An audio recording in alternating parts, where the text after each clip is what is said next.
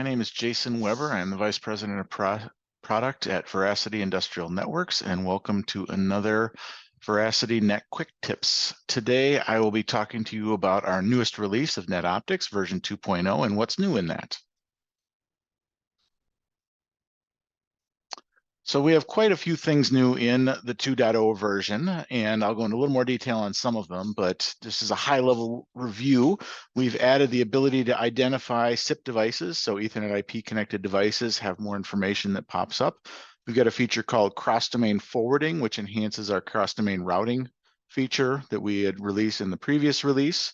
We now support Cisco IOX OpenFlow switches. Many usability updates and user experience updates.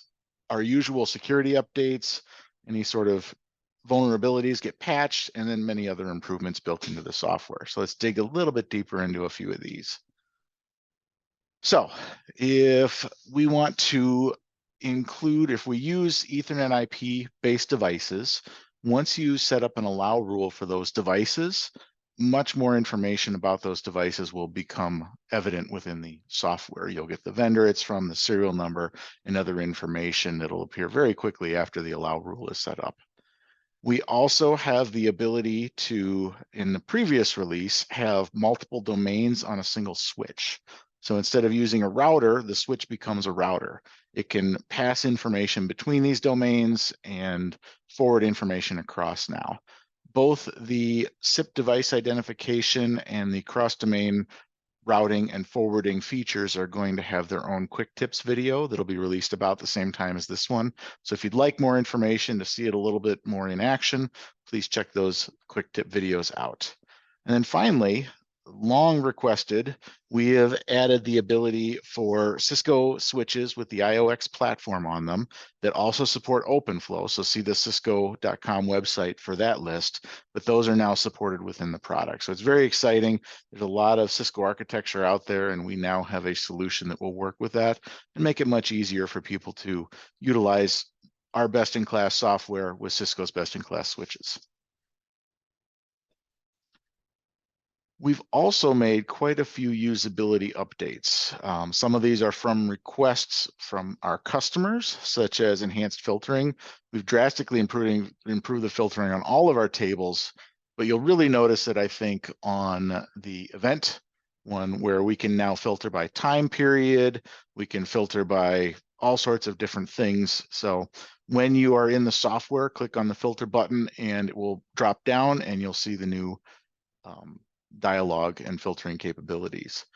We also have improved the tables drastically. We had some requests around that. We've changed those out with a brand new, very new tabling software that has drastically improved that.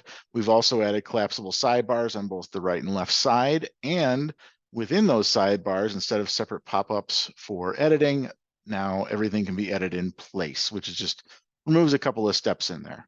We have also added the ability to hide devices. I was talking to a customer a few weeks ago, depending on when you watch the video, and they had devices that were on the IT side of the network that were pinging the OT side of the network. And they were, I guess I'll call them nuisance devices because they had no reason to be communicating, but because we show everything that's communicating on the network in our software, they were there and he wanted to hide those devices. And so now we've had the ability to hide devices. You can bring them back anytime you want.